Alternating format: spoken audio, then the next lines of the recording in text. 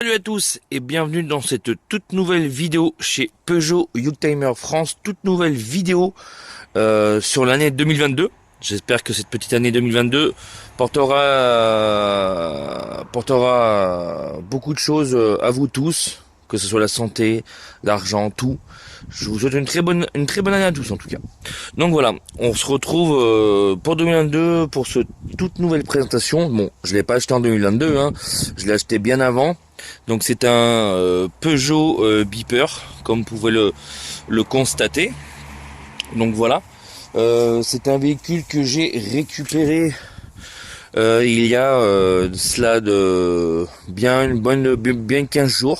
Voilà, il m'a été vendu par des collègues à moi professionnels d'automobile qui font de l'achat-revente. Ils sont spécialisés dans l'utilitaire, voilà. Donc ils savaient très bien que je cherchais un utilitaire de ce type-là. Donc c'était un Peugeot Beeper de 2011. Voilà, il a 260 000 km. C'était un moteur 1 litre 4 HDI. Comme vous pouvez le constater, il est vraiment très propre globalement. Voilà. Après ça reste un utilitaire blanc, donc forcément on voit toujours un peu de traces de doigts, etc. Surtout que j'ai fait de la mécanique vendredi dessus, hein. Donc il est pas non plus nickel. Donc je l'ai acheté 600 euros. Voilà, c'est un véhicule que j'ai acheté 600 euros. Donc ils m'ont fait vraiment un cadeau à ce prix-là, parce que un beeper de ces années-là, ça peut coûter au minimum 3000 euros. Des prix qu'il y a sur le bon coin. Donc voilà. Alors qu'est-ce qu'il y a comme problème? Parce que forcément à 600 euros c'est pas non plus une affaire en or, hein. Donc la première chose, on a les pneus arrière qui commencent à être vieux et craquelés, parce que ils sont de 2015 ou 2016. Donc ils sont très vieux. Donc j'ai eu la facture dans les entretiens, ils avaient été faits chez Feu Vert.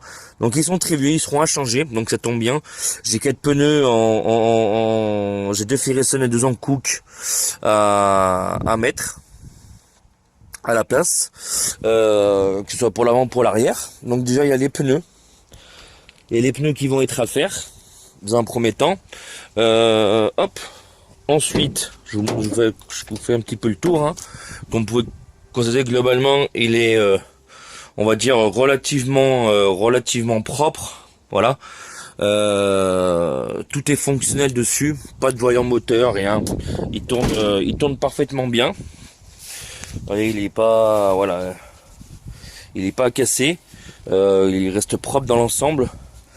Disque et plaquettes avant sont neufs. Les pneus avant, c'est des Michelin qui sont, on va dire, qui devraient rester 3000 bornes. Ils sont de 2020, je crois, j'ai vu, ce que j'avais vu. Donc voilà, on va regarder au niveau du moteur. Est-ce que j'avais ouvert le moteur? Non. On va faire un petit tour de l'habitacle. Donc voilà, c'est un véhicule que des amis à moi garagistes, qui sont spécialisés dans le garage, qui sont spécialisés dans les utilitaires, me l'ont vendu tout simplement. Donc voilà, l'intérieur, comment il se présente. À savoir qu'à l'intérieur, je vais donner quand même un petit coup de propre, histoire qu'il soit un peu plus présentable. Voilà. À savoir que là, il manque les 2 boutons de lait-vitre des 2 côtés, ils sont HS. Ils sont là, hein. Je les ai enlevés, ils étaient complètement HS.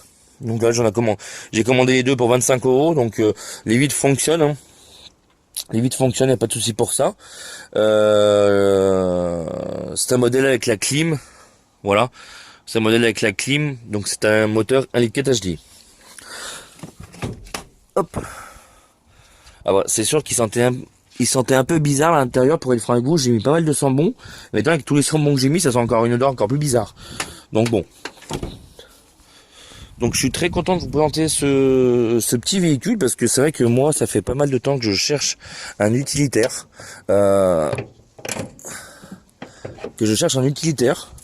Sans forcément y mettre des milliers des cents, parce que c'est vrai que si on veut y mettre de l'argent, on peut en trouver. Donc là, je suis content, j'ai trouvé celui-ci. Enfin, j'ai trouvé. Il est venu à moi, on va dire. Donc voilà, moteur 1 litre HDI, 70 chevaux.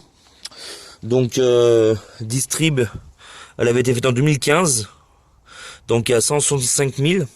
Donc les distribs, c'est à faire tous les 10 ans ou 240 000 km sur les Alicate HDI. Donc là, la distrib, on est bon. Il y a juste un peu la croix d'accessoire que j'avais vu quand j'ai fait la vidange. Elle était un peu mortesse, elle était un peu craquelée. Bon, après elle a 10 ans, hein, voire pour la faire éventuellement, pour éviter toute casse prématurée. Ensuite, moi j'ai fait la vidange en 10-40 motules, là, le 31, à 261 412, et j'ai fait la vidange de boîte. Voilà ce que j'ai fait en frais, histoire de repartir sur quelque chose de potable. J'en ai profité pour lui. Alors attendez. J'en ai profité aussi pour purger le liquide de frein. Voilà, pour du liquide de frein tout neuf. Tant qu'avant on était au travail, autant tout faire. Et là, comme vous pouvez le voir, j'ai un peu travaillé comme un cochon. Il y a encore plein d'huile de boîte sur la boîte. Faudra que je lui mette un petit coup de Kärcher. Et pareil, j'ai vidangé le circuit de refroidissement. Voilà. Donc j'ai mis de l'universel en liquide de refroidissement. Nous, il est rose, notre universel. Donc comme vous pouvez le voir, la carrosserie il est très propre. Voilà. Il reste quand même dans l'ensemble très propre. Alors, concernant ces problèmes, il tourne très bien le moteur. Alors pour ceux qui connaissent les Alicate HDI, hein, même sur les 2011, ils n'ont pas réglé ce problème-là. En fait, j'ai les roulements de boîte. On commence à entendre un roulement de boîte et l'embrayage qui patine. Donc a priori, j'ai une facture d'embrayage qui a été faite chez Feu Vert. L'embrayage a priori 2 ans. Il a priori 2 ans. Alors vous voyez, ça par exemple, ça y était pas. Là, ça.